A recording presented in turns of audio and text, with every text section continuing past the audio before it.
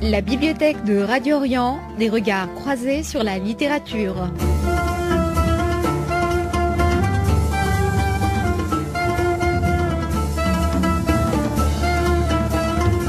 La bibliothèque de Radio Orient avec Loïc Barrière.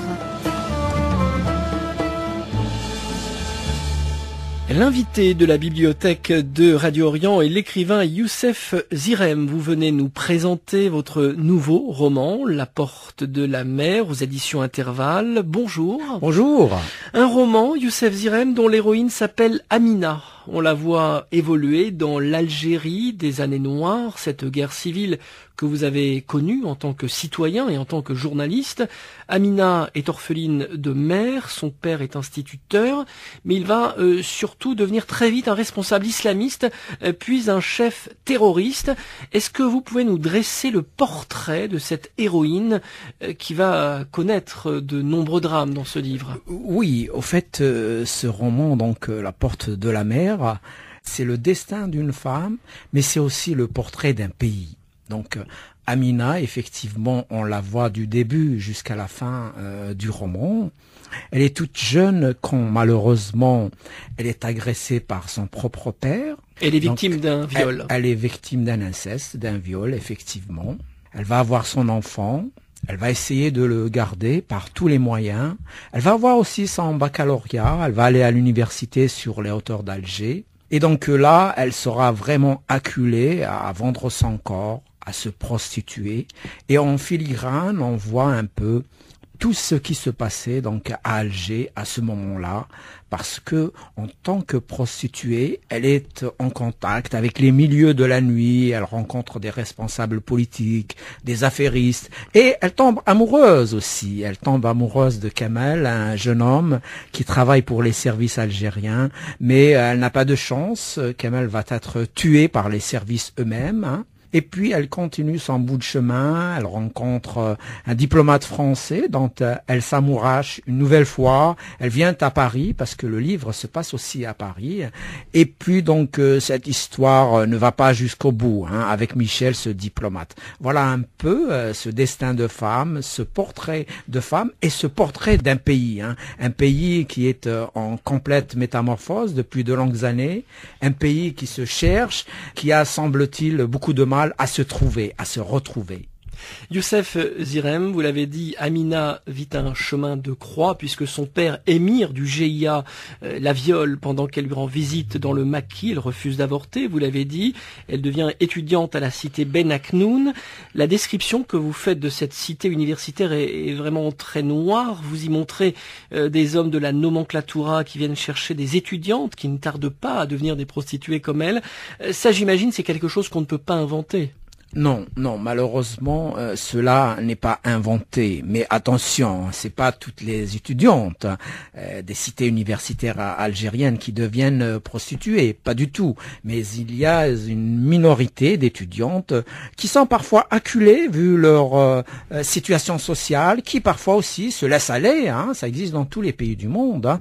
Il ne faut pas croire que la prostitution universitaire n'existe qu'en Algérie. Hein. Elle a existé, elle existe toujours, y compris en France, y compris dans les pays démocratiques et les pays développés. Mais il est sûr que la situation que vivaient les Algériens à cette époque-là était très dure, très difficile. Hein. Les gens avaient un peu soif de vivre au quotidien parce qu'ils savaient que du jour au lendemain, d'une heure à l'autre, ils pouvaient mourir. Et ça, c'était vraiment la triste réalité de cette époque-là. Alors Amina, si elle suit ce chemin dangereux de la prostitution, est-ce que c'est parce qu'elle a été victime de cet inceste ? Probablement non. On peut dire oui aussi, hein, parce qu'un roman, c'est une histoire qui va dans plusieurs chemins. On peut faire la lecture qu'on veut, mais il faut savoir que Amina est, dans son cas, la responsable de ses deux frères, Ménache et Juba. Parce que donc son père a quitté la famille, il est devenu terroriste, émir islamiste dans le Maquis, et sa maman est morte. Donc peut-être qu'elle le fait pour subvenir aux besoins de ses deux frères. Hein. Peut-être que ce n'est même pas pour elle qu'elle le fait. Et ces cas, j'en ai vu d'autres qui ne sont pas racontés dans le livre. J'ai été journaliste en Algérie durant plus de 15 ans. Il s'est passé beaucoup de choses. À côté, vous trouvez des gens qui ramassent de l'argent, qui deviennent millionnaires, milliardaires en 2-3 mois, en 6 mois. Mais à côté, vous avez des gens qui vivent dans une misère noire et ils n'ont vraiment pas de ressources. Et là, tous les chemins leur semblent valables à ce moment-là. Malgré le chemin qu'elle suit pour survivre, on pourrait dire, elle garde une dignité, cette héroïne Amina. Oui. C'est ce qui en fait une femme exemplaire aussi dans ce livre. Je pensais par exemple à Nana de Zola. Vous êtes inspiré par ce type d'héroïne aussi en tant que lecteur? Oui, en tant que lecteur, en tant que romancier. Je suis un grand lecteur des littératures du monde. Il y a beaucoup d'écrivains qui m'inspirent. Il y a beaucoup d'histoires qui sont au fond inconsciemment, au fond de moi-même, bien sûr. Et effectivement, vous avez raison de le dire, cette femme raconte ce pays qu'elle aime tant, cette ville qu'elle aime tant, cette Kabylie qu'elle chérit, mais à aucun moment elle ne perd un peu le fil des idées. Elle est toujours consciente, elle est consciente des rapports de force, qu'il y a des politiques qui ne sont pas vraiment des politiques sérieuses pour sortir le pays de la crise. Elle raconte plein de choses. Elle raconte aussi l'histoire de son pays qu'elle aime beaucoup. C'est une femme qui lit, c'est une femme qui fait des rencontres, et c'est une femme aussi qui, à la cité universitaire, garde de bons rapports avec des étudiantes qui ne sont pas du tout comme elle, qui ne sont pas prostituées, qui sont là uniquement pour faire des études. Alors, il y a une phrase, Youssef Zirem, écrite par la narratrice Amina, que je voudrais citer. « Je saisissais sur le coup qu'à tous les niveaux, il y avait des gens honnêtes qui faisaient correctement leur travail. Ces soldats de l'ombre ne criaient pas sur tous les toits leur patriotisme, mais apportaient du concret à leurs concitoyens. » Vous avez voulu rendre justice aussi à tous ces anonymes qui ont œuvré pour le bien de l'Algérie durant des années, y compris durant la décennie noire. Y compris et surtout durant ces périodes tourmentées des violences multiples. Ces gens-là ont existé, c'est grâce à eux que ce pays a tenu debout. Ils existent toujours, malheureusement, on ne les voit pas, ils ne sont pas médiatisés, mais à tous les niveaux de la société, il y a des gens qui restent dans une forme d'honnêteté exceptionnelle, parce qu'ils sont tentés aussi. Dans un pays où il y a beaucoup d'argent, on est tenté par la corruption, on est tenté par avoir des choses matérielles rapidement, mais il y a des gens qui restent eux-mêmes et qui essayent toujours d'aider les autres et qui ont fait et qui font jusqu'à aujourd'hui des choses magnifiques pour eux-mêmes, pour leur entourage et pour le pays. Alors ce qui est frappant dans votre roman, c'est le parcours du père. Comment en arrive-t-il à basculer dans l'islamisme et puis à rejoindre le maquis où il devient un chef cruel et sans pitié? Oui, c'est un parcours un peu exceptionnel, mais c'est des parcours qui existent. C'est un homme qui aimait beaucoup la poésie, qui a écrit de la poésie pour sa future femme. La mort de sa femme l'a un peu coupé du reste du monde. À ce moment-là, il se réfugie dans la lecture du Coran et tout doucement, donc il fait des rencontres dans sa ville, Touvirez, donc sous les pieds du Djurdjara, en kabyle, et là, il plonge dans cet intégrisme. Et puis c'est un intégrisme à ce moment-là politique aussi, il ne faut pas l'oublier. Mais il se révèle à lui-même finalement avec cette guerre. Il devient un chef, il n'était pas destiné à devenir un chef. Non, pas du tout. Là, dans le roman, effectivement, c'est presque un garçon anonyme, un garçon effacé qui devient chef terroriste. Et dans la réalité, je me répète, j'ai vu des cas en tant que journaliste, c'est souvent le cas. Et quand on dit aux gens qui connaissaient dans, par exemple, leur enfance, leur adolescence, des chefs, des émirs terroristes, ils n'en reviennent pas. Comment ce garçon-là que je connaissais, jovial, qui jouait au foot et qui buvait de la bière, comment peut-il devenir Ça nous renvoie aussi aux terroristes d'aujourd'hui, ces jeunes Français qui partent. Oui, bien sûr, on peut faire des parallèles. Mais bien sûr, il ne faut pas croire que tous les gens qui deviennent terroristes, qui partent aujourd'hui en Syrie, ont tout de suite baigné dans cette atmosphère islamiste, islamisante. Pas du tout. Beaucoup sont assez perdus. Ils cherchent des voies et malheureusement, ils choisissent un chemin qui n'est pas le meilleur. Alors, le père d'Amina est emblématique, Youssef Zirem, parce que non seulement il est émir du GIA, mais ensuite il dépose les armes et il revient vivre au grand jour parmi ses anciennes victimes. Oui, ça c'est la réalité amère que les Algériens ont vécue. Cela s'était appelé la concorde civile. Donc c'est bien de faire la paix. Moi je suis un partisan de la paix bien sûr, mais il fallait peut-être faire justice aussi. Il fallait, comme disent certains, avant de retourner la page, la lire au moins. La lire, s'en souvenir et peut-être essayer de ne pas refaire les mêmes erreurs, les mêmes errances. Effectivement, après donc cette concorde civile, il est revenu vivre, il est protégé, il a tous les moyens pour faire des affaires et il devient un homme très riche et très influent. L'invité de la bibliothèque de Radio Orient est Youssef Zirem. Je rappelle que vous publiez un très beau roman, La Porte de la Mer, paru récemment aux éditions Intervalle, que je recommande bien sûr à tous les auditeurs de Radio Orient. On l'a compris, c'est un roman ancré dans le réel. Vous évoquez la décennie noire. Je me rappelle, dans les années 90, qu'il y a eu de nombreux livres écrits par des écrivains sur la situation qu'ils vivaient.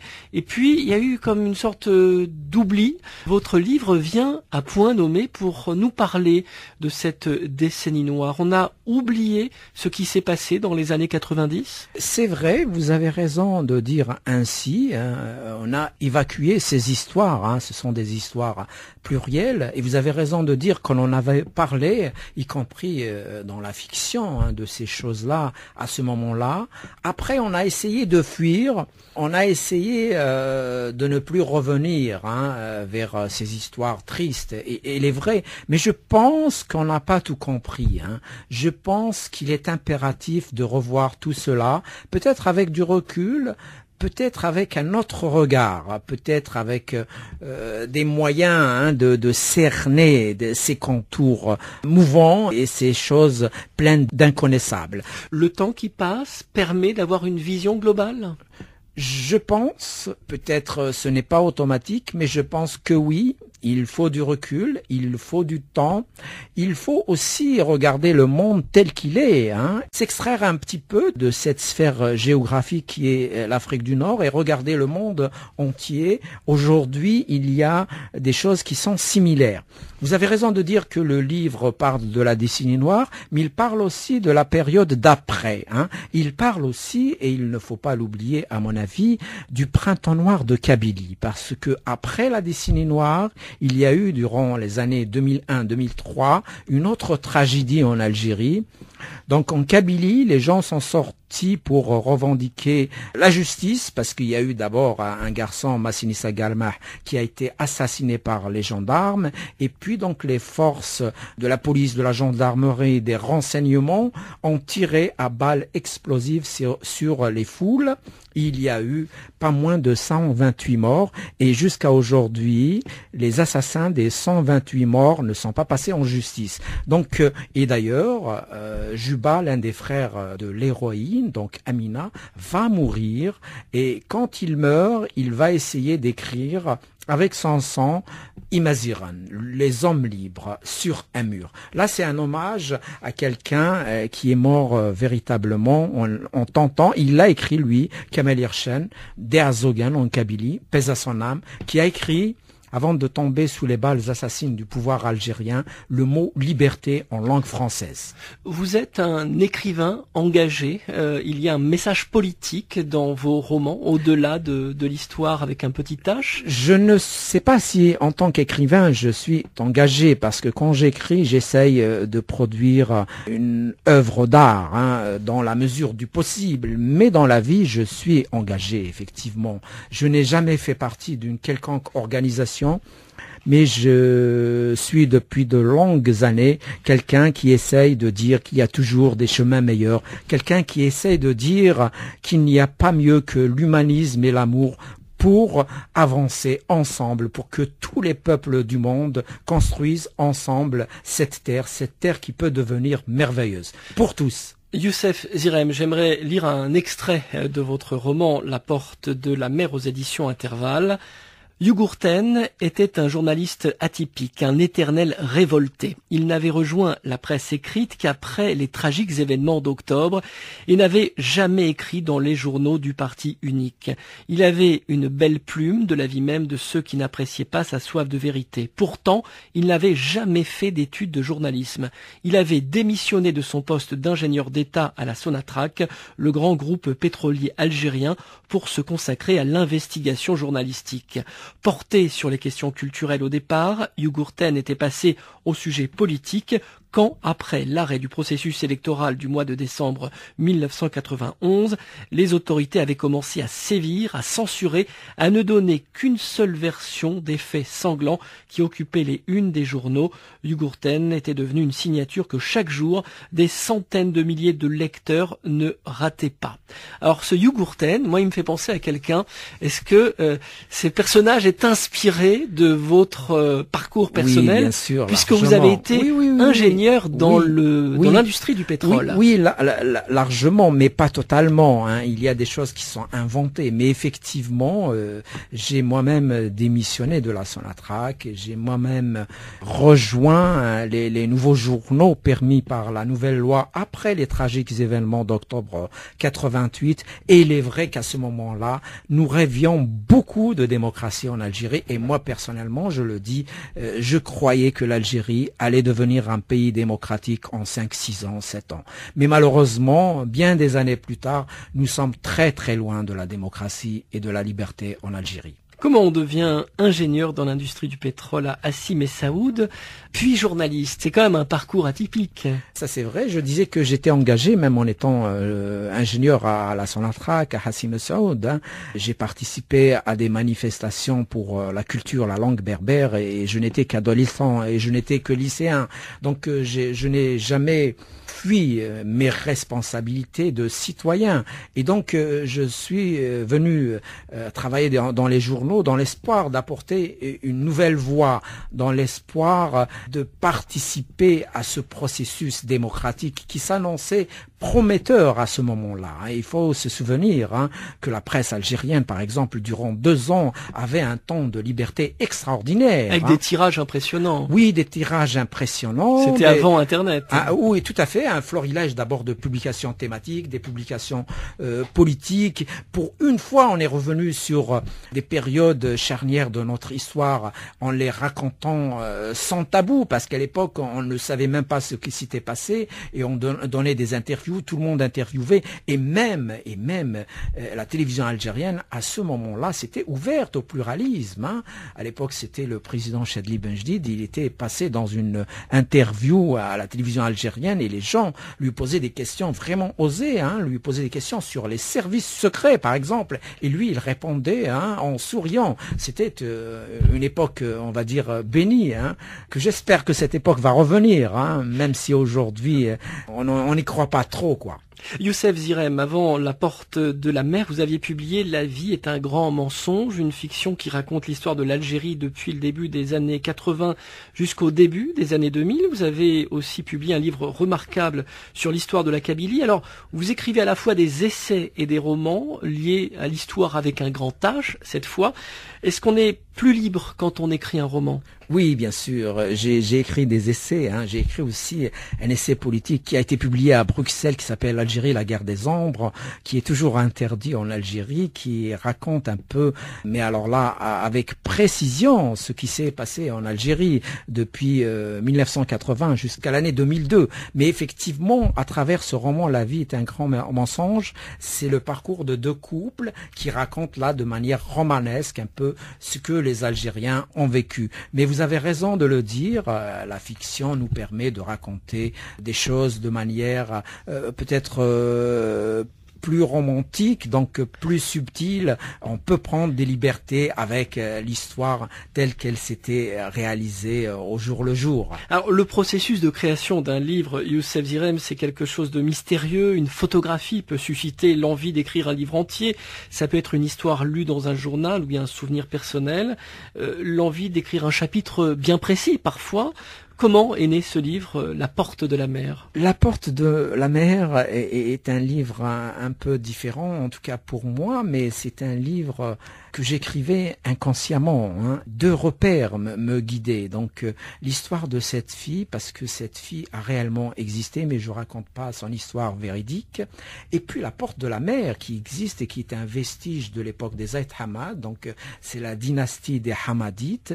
Ce vestige, La Porte de la Mer, existe réellement à Bgaïs, donc à Béjaïa, à Bougie. De quoi s'agit-il exactement? Eh ben, c'est une porte. Bab el-Bahar, c'est la porte de la mer. Thabourth Nilel, c'est devant la mer. Donc, c'était l'une des portes de la ville de Béjaïa, de la ville de Bougie, de la ville de Bgaïs, du temps des Hamadites. Il faut savoir que c'est la dynastie des Hamadites qui a donné à l'Europe les chiffres qu'on dit chiffres arabes, mais qui sont en réalité des chiffres hindous, à partir de l'université de cette dynastie que Leonardo Fibonacci prend ces chiffres et les donne au pape, et c'est comme ça que l'Europe va décoller scientifiquement, mathématiquement. Donc la porte de la mer existe réellement, elle a existé, donc du temps de la splendeur de Bgaïs. Et moi, quand je suis originaire de cette région-là, et moi, depuis mon adolescence, quand je passais devant cette porte de la mer, je me disais, voilà un titre de roman.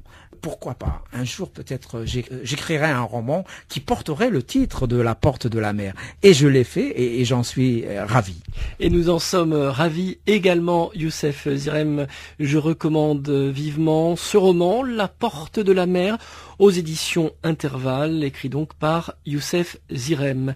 Merci. Merci beaucoup.